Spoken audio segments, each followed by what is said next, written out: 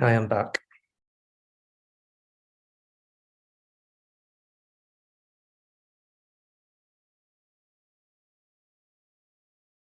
Just mute yourself, Gary. We're going live.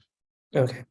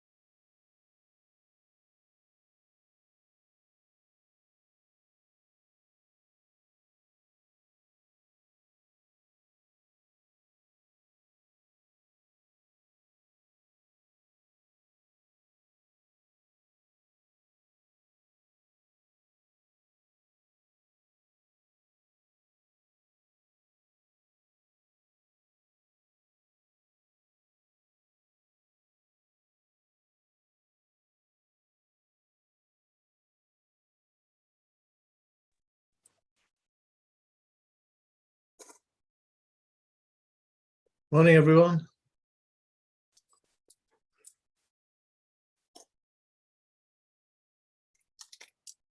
Morning. Morning. Morning, Elaine. You okay? Morning. You all right? I'm fine, thank you, Peter. How are you? Yeah, very good. Very good. It's Welcome. chilly. Pardon? It's chilly. It's chilly. Yeah, it certainly is. Chilly. Welcome to our workshops. We've been running these for a little while now. So once everybody's in the room, we'll get started with the formalities.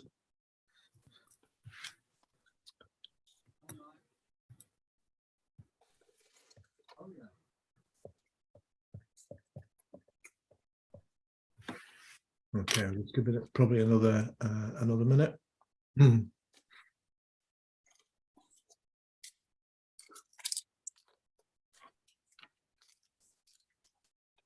Welcome to the workshop for those who've just joined.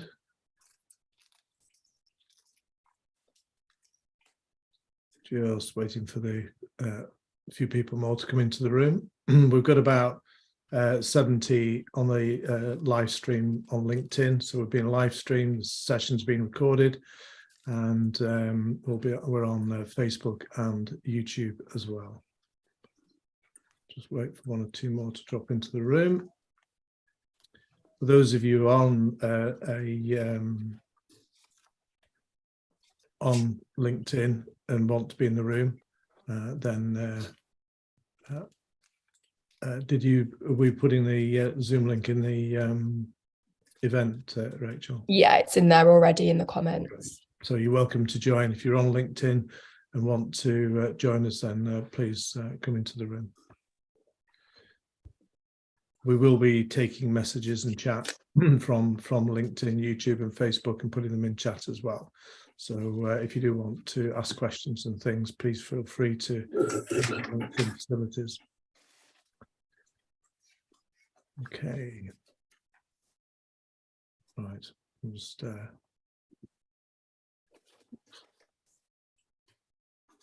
need to make co-host on direction. Yeah, you do. There we go. Cool. Oh, a few more people coming in.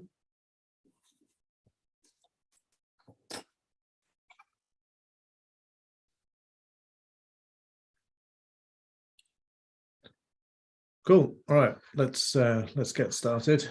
We've got a fair bit to get through this morning.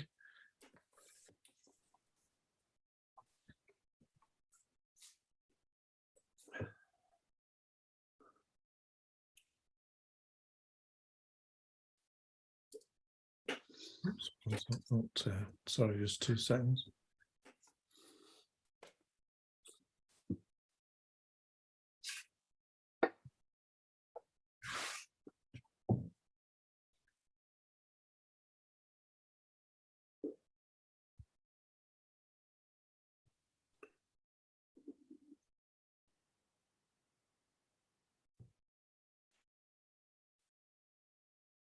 Just bear with me. Here we go.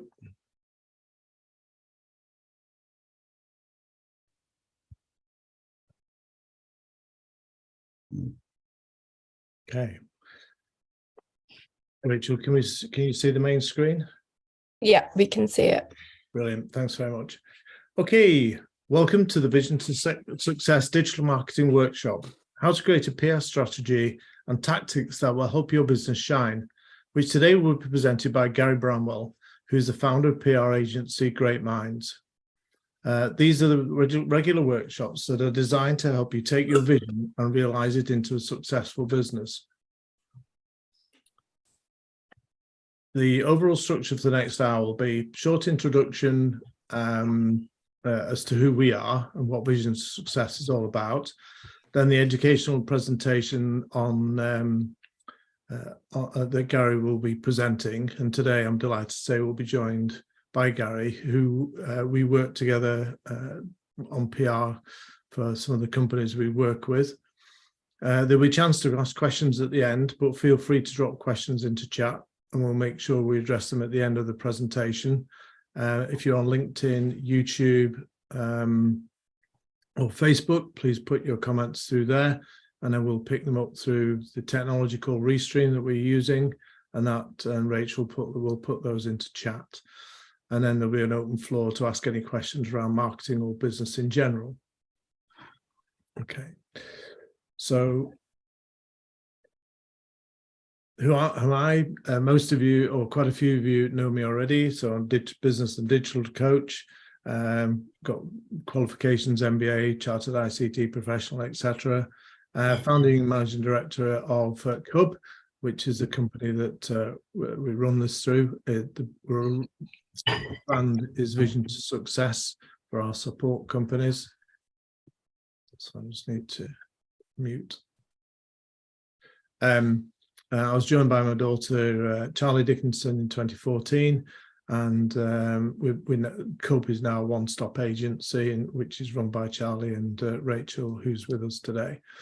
I personally work with over 500 companies across a wide range of sectors for the last 20 years, and I've been working with technology since 1984, and I'm up to the limit on connections on LinkedIn, or just about.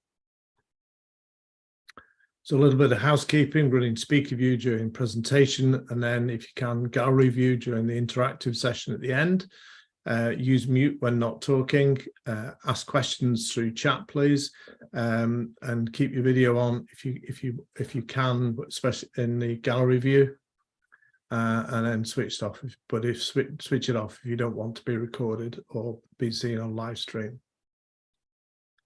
So why go to all this trouble? I've got masses of technology open here running this thing, and it takes quite a lot of effort. But it's here to help you guys compete in a digital world. We run an agency, so we're at the sharp end of some of the challenges that you guys face. And as part of our own training and development, we've developed free online courses and so on. And so it's to help build your knowledge. It's here to help you solve your marketing problems.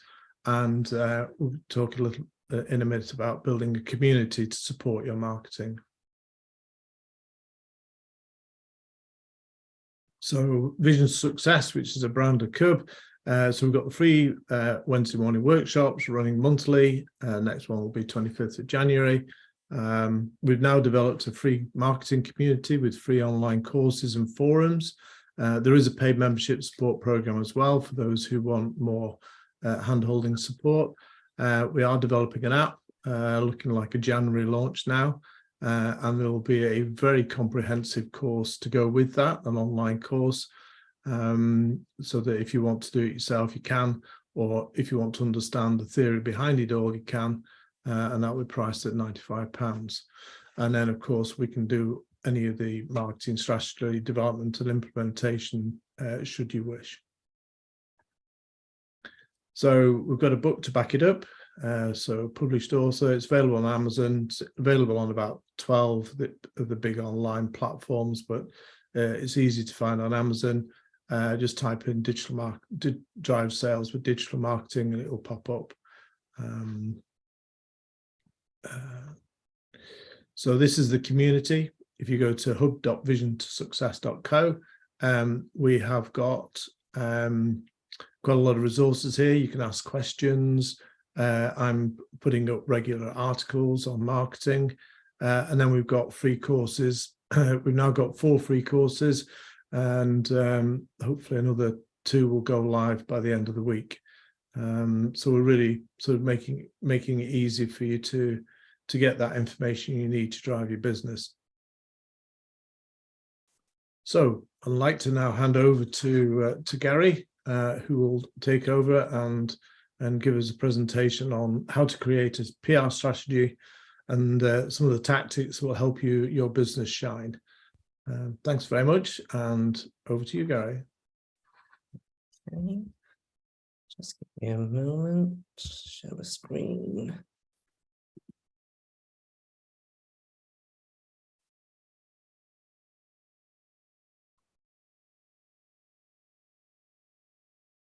Just give me a second. Yeah, if you'd like to make your video live as well, please, Gary. Yeah, I will do. Thank you.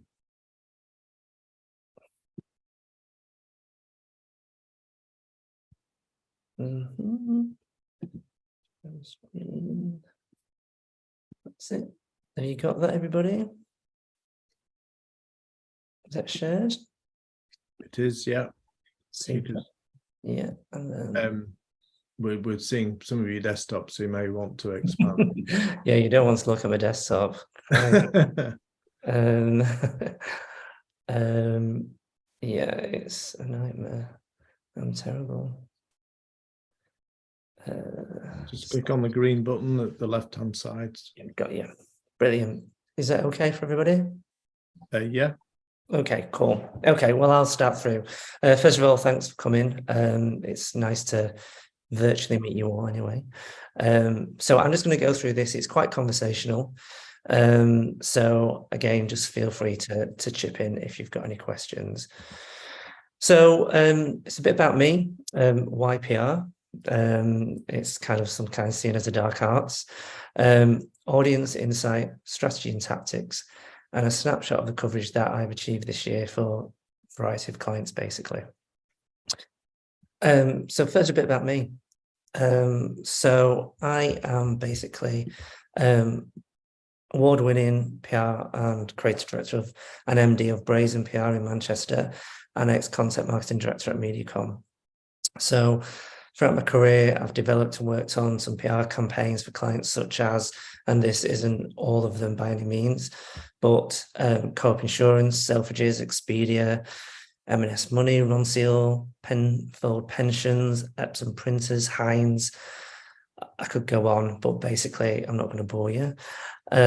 So I've launched some campaigns and I've got a mix of B2B and B2C experience. And I've helped develop those brands, and I've worked with lots of startups as well in order to help them with their growth plans.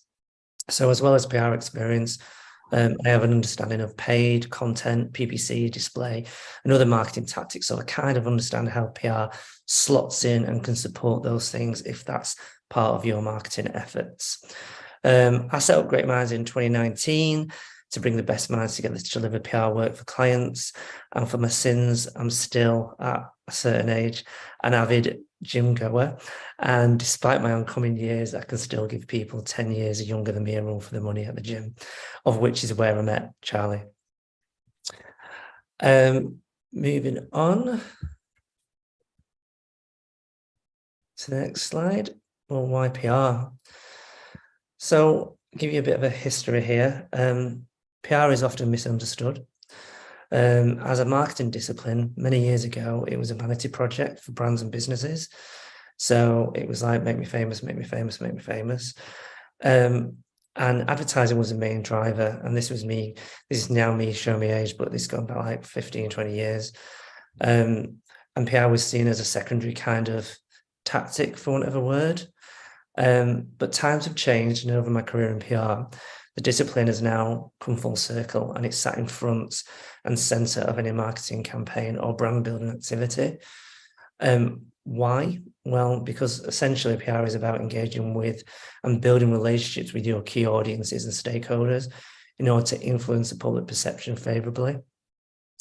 This activity is essential to building a brand and raising its awareness, basically, and puts you as a thought leadership within your competitors and within the media landscape. And telling an engaging story will inform your customers and drive sales, and more importantly, build trust so they'll buy from you rather than your competitor down the road. There are many layers to this discipline, such as out-and-out news generation, of which I'll show you some examples later. Crisis communications, if you're in a particular risky industry, we need to have kind of a plan in place to make sure that you're covered.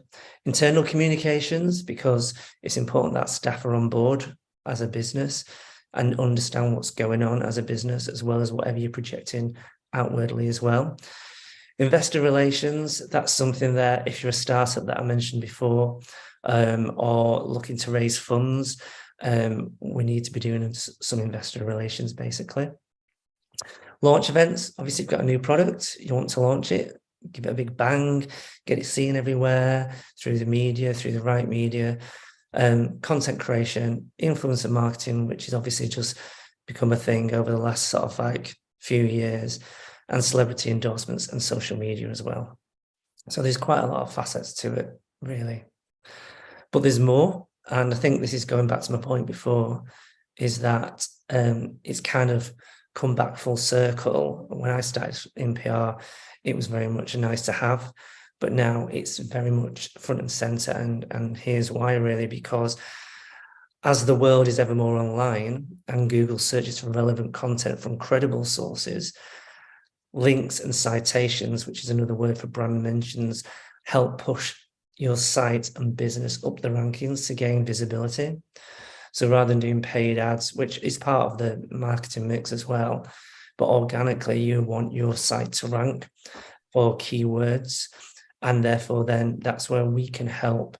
And now the buzzword is kind of digital PR, and that's basically meaning that as well as getting a news story in, a key title or whatever it is, it's trying to get the link back to your site so that it actually pushes you up the Google rankings and helps your site be more visible.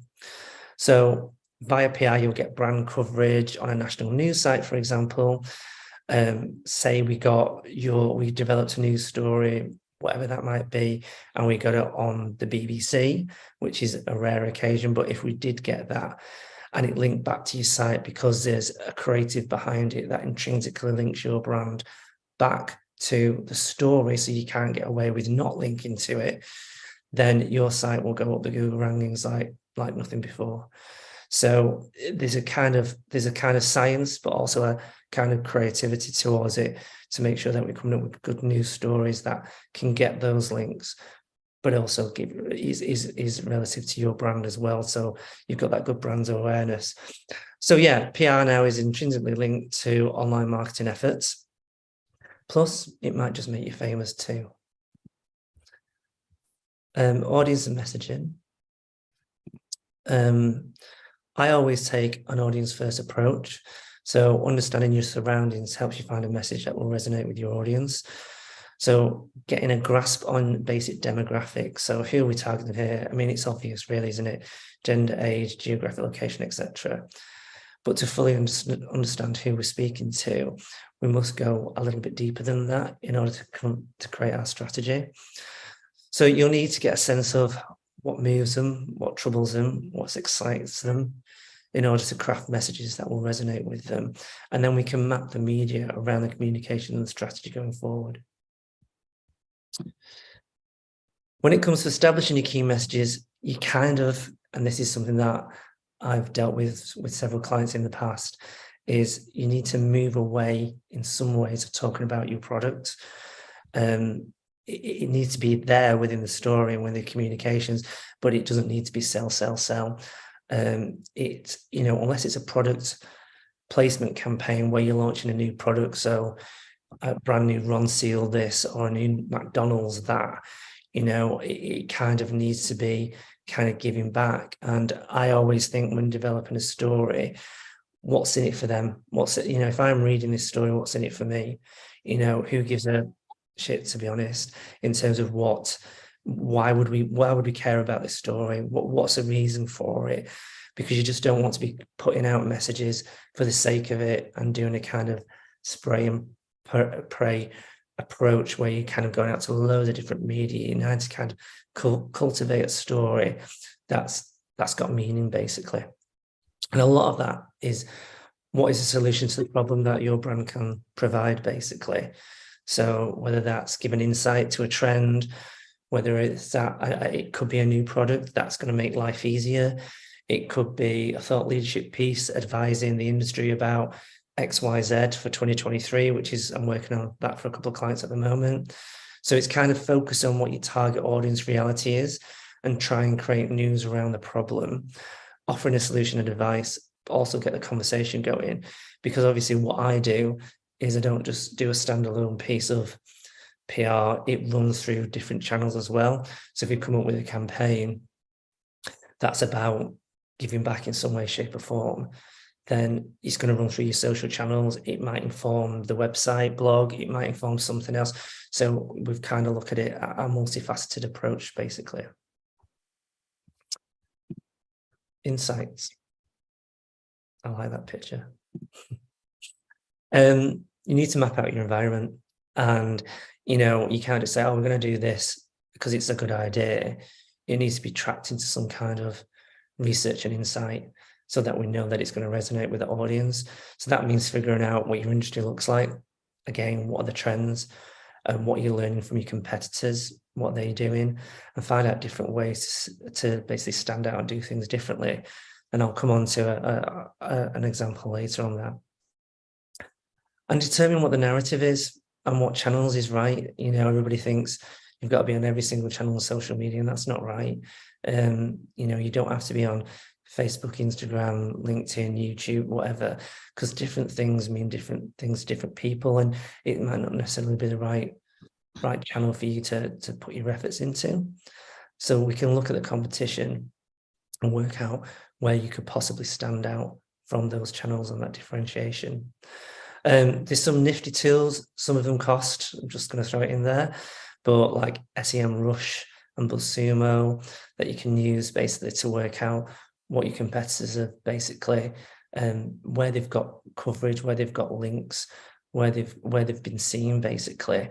So you can use those types of tools, and of course Google, which is the obvious one, before you decide to go out to market in terms of anything that you're deciding to launch. But also, because of what I do, I can run past ideas through the media. So for example, this morning I have a mortgage broker client, and obviously, well, not obviously, but they're starting to look at 2023 trends in the mortgage market. And as you probably already know, with trusts and everything that's happened, the mortgage market's been in a bit of disarray, shall we say. So I did a call and said, right, we can comment on this, we can comment on that. What do you think? And, you know, I've got 2 journalists come back to me today saying, yeah, if you can pull that together, we'll run it. So it's kind of understanding the landscape and asking how we can help journalists and titles.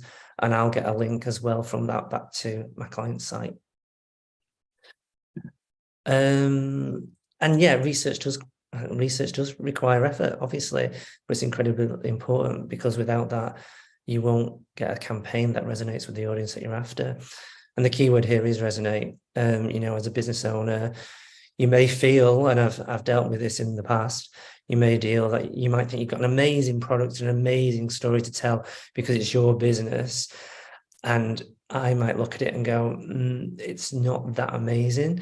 But if we added this or we added that, it might start to fly in key titles and media.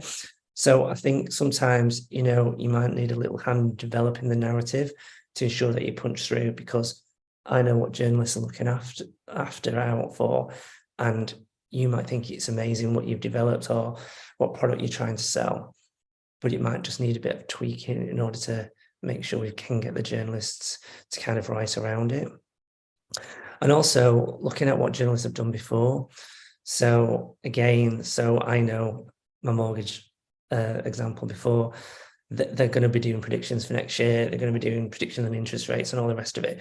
So you can go out and you can say, right, what can we help you with? We've got data here. We've got stuff that we can share with you in order to get that coverage and those links back. And that will obviously help you define your strategy and your tactics going forward. But the takeout really is, as a business or a business owner, what is a solution that I can provide that will make me and my product newsworthy? On strategy then. So I've got an example here that is very simple, but it kind of gives you an idea of what I've done for this particular brand, and I've chosen one that was very dry to show how we can make it not as dry. But now we've got the understanding of the audience and the market. It's now to create the strategy. And the strategy, in my opinion, is it's almost a positioning. It's almost thinking what your USP is and what your business and brand want to be known for. And then we can hang the tactics off that. So let's put this in practice briefly. But I worked for a technology IT business, basically, called Greystone. And they basically are like, I'm sure you've all got IT providers.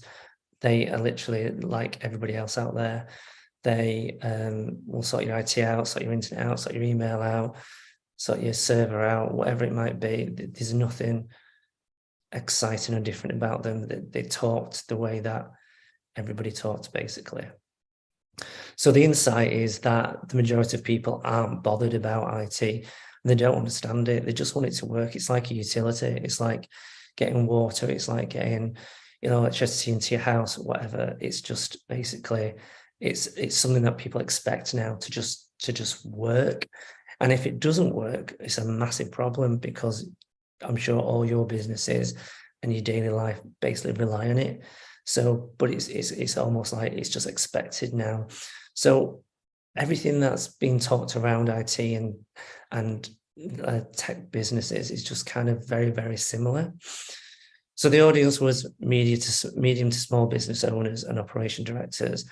And what the competition was doing is talking like IT consultants. So they were talking about things that, you know, the everyday Joe doesn't understand. So even if it is servers or IP addresses or whatever it might be, that's a very top line way of looking at it. They don't get it. If you're just trying to run a small business selling coffee and you want to take orders online or whatever, you just want it to work. So then we kind of like repositioned them and kind of said, making sense of IT and software solutions. And that was what they're now using today as their strapline. Then everything off there is simplifying the IT process and trying to talk about, whether it's on social, whether it's in PR, whether it's thought leadership, how to take out the jargon and just make things simple and understand to the small and medium businesses that's trying to attract. Other things to consider when developing your overall strategy is timings. With any PR campaign, or even if it's simply issuing a news release, it's all about the timing. You've got to look at the news agenda. You know, if a budget's going to be released next week, you don't do anything around that. For example, if it's Christmas coming up, you need to put a Christmas spin on your news release. You know, it's things like that. If it's a World Cup going on, then you probably don't want to launch a new sporting product. So you've kind of got to look at a calendar of events in order to kind of work out when's the best time to go out with the news.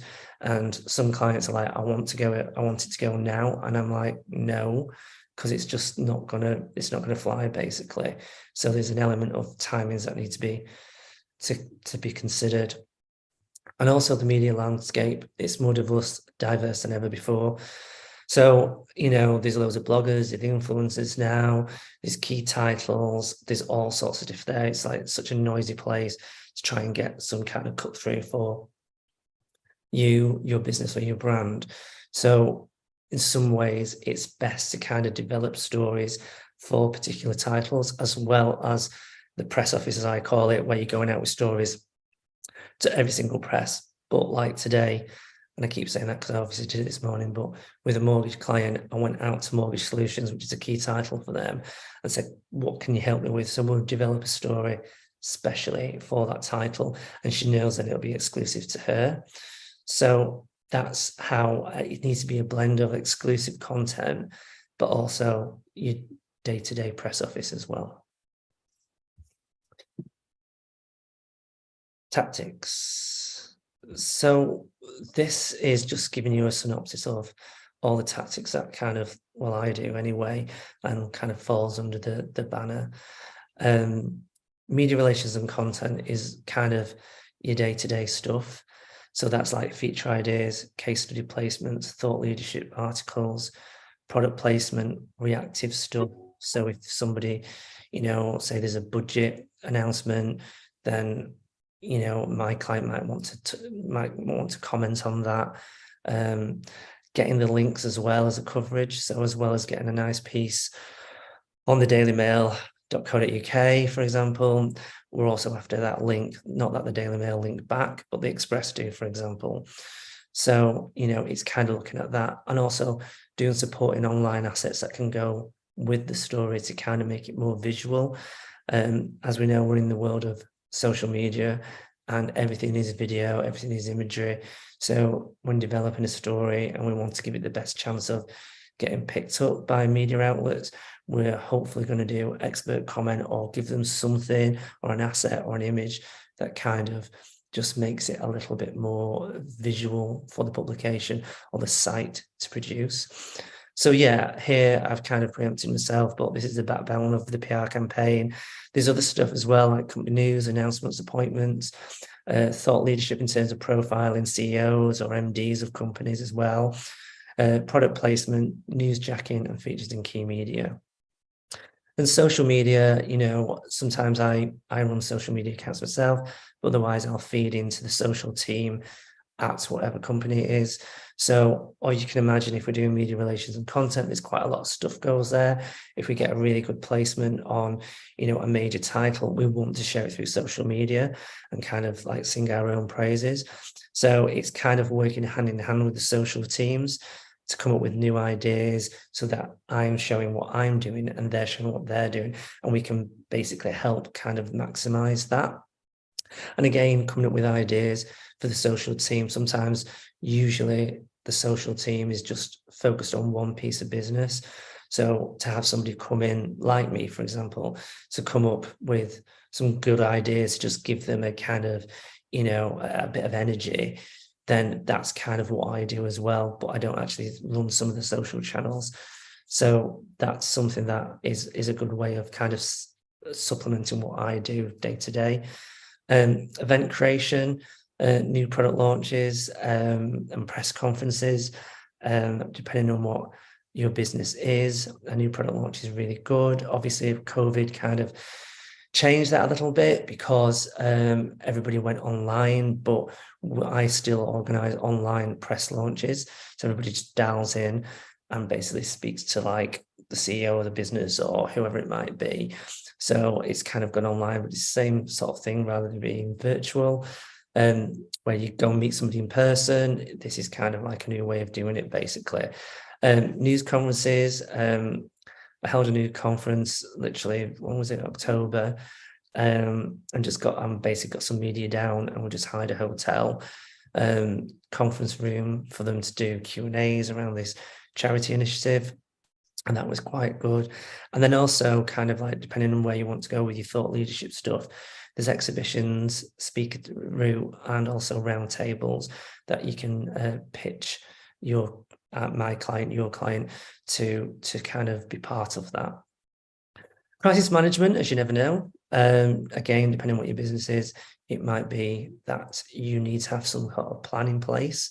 I work with people to kind of deliver that just in case something goes wrong in a business.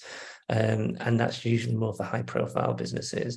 So I've done stuff for Purcell, for example, Heinz, just in case something goes wrong, because you never know. But that is very much bespoke to that business. So there's not much more I can say about that, but it is important sometimes to have that in place.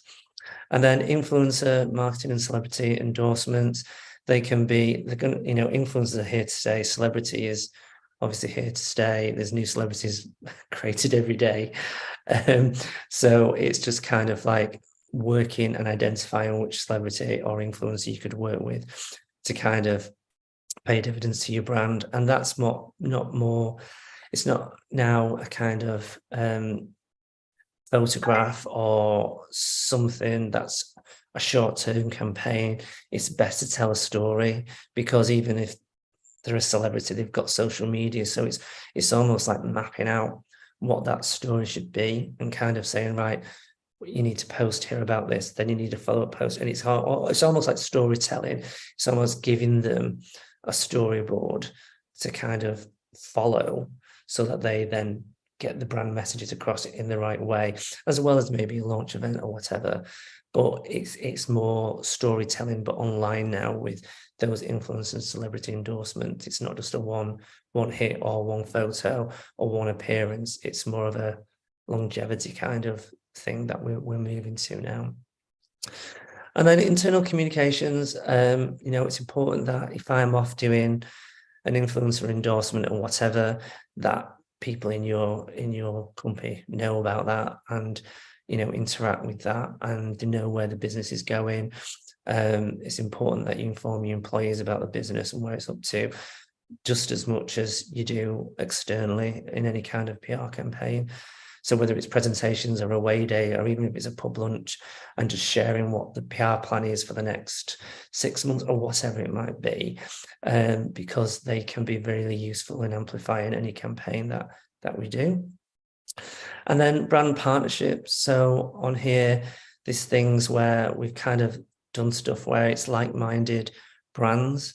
So whether it's charities going with local producers, or whether it's a fashion model launching an event, or whether it's Sky Sports, I'm just thinking of what I've done, linking it with Gamble Aware.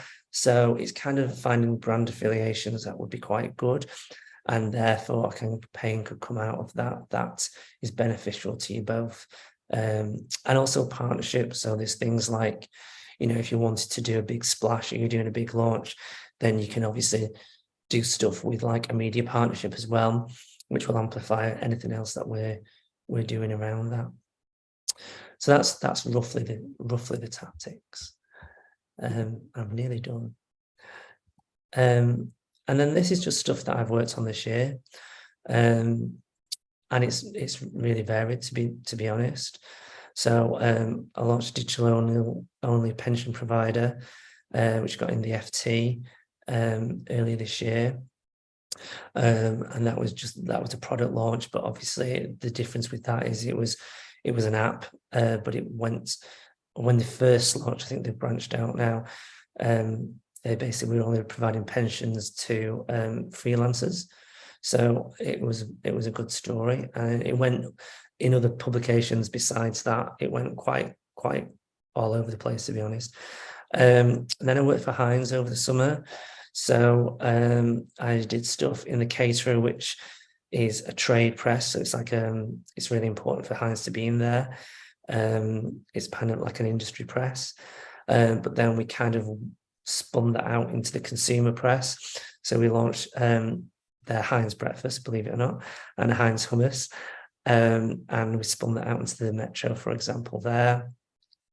I worked on Gift Gaff, which basically when the cost of living started to bite, I did an announcement about with another team about the fact that it's freezing its prices till the end of 2023.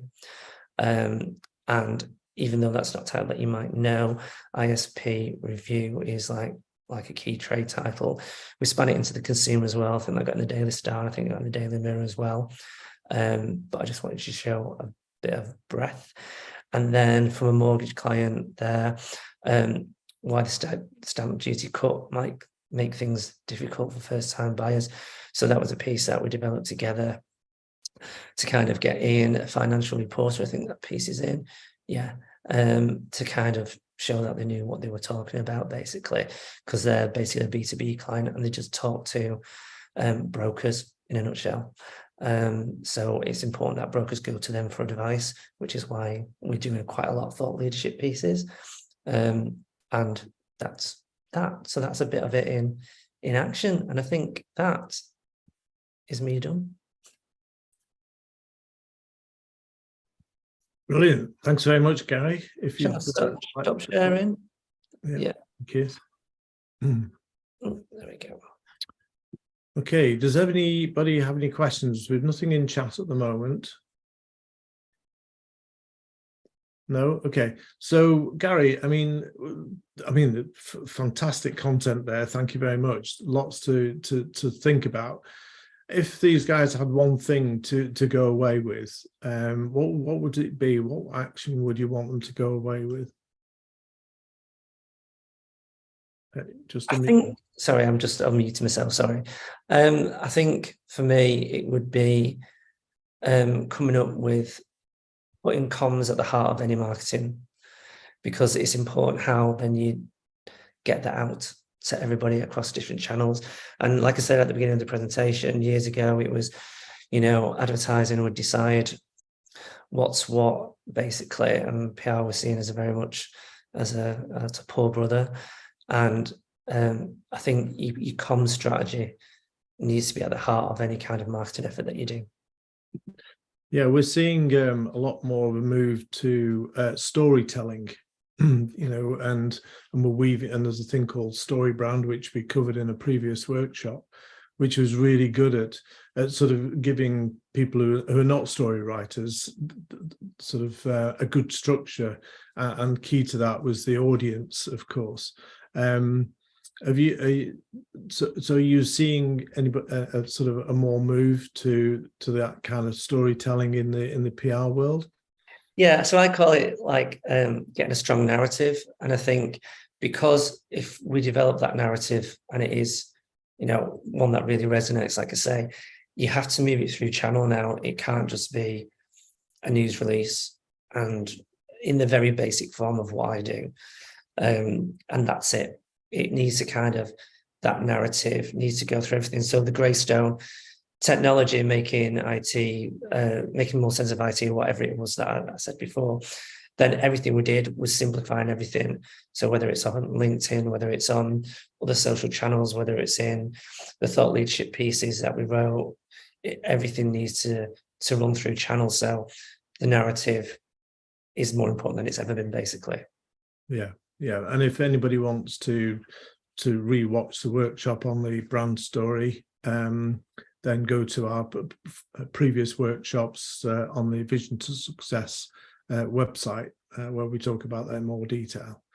Okay, Gary, thank you very much for being with us here today. Thank you very much for everybody attending, whether either on LinkedIn, Facebook, or YouTube. and for attending in the room. Sorry, Peter, there's a question in chat for Gary. Right, sorry. It's just come through. Right. Hi, Jana. Yes, I'm a Manchester-based yoga business. Would you have any advice for PR for me? Can I think about it and come back to you? Have a bit of digging first. Of course, John. I've actually linked with you on LinkedIn, Gary.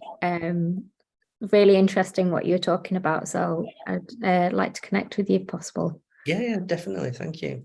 Brilliant. Thank you. Okay, I'll leave you to connect. Hi, Elaine. Hi, Gary. It's really interesting. Just one thing that's popped into my head. I work with some, Peter knows this, with graduate entrepreneurs who have nil budget. And I like what you said about the storytelling. Would you say that that was a way to go first for them, for the background and how they got to? So if it's, without knowing too much detail, but if they're startups, you could easily get, if they're coming up with some innovative product, for example, then you can definitely come up with some storytelling. The thing is, if it's a startup, usually you're running around after your tail. So you need someone to come in and go, right, what is our messaging? What are we going to be doing? And, you know, with startups, usually it's a funding thing as well, I would imagine. So I've done a lot of, I call them raise releases, where you go out to market like startups.co.uk and basically say, this product or whatever, these startups are raising this to do that. So I think there's two different elements to that. If it's purely startup, that I would advise on. Yeah, Okay. there is the brand story workshop, so which would really help to develop the message that the narrative, and also get them to think about their audience.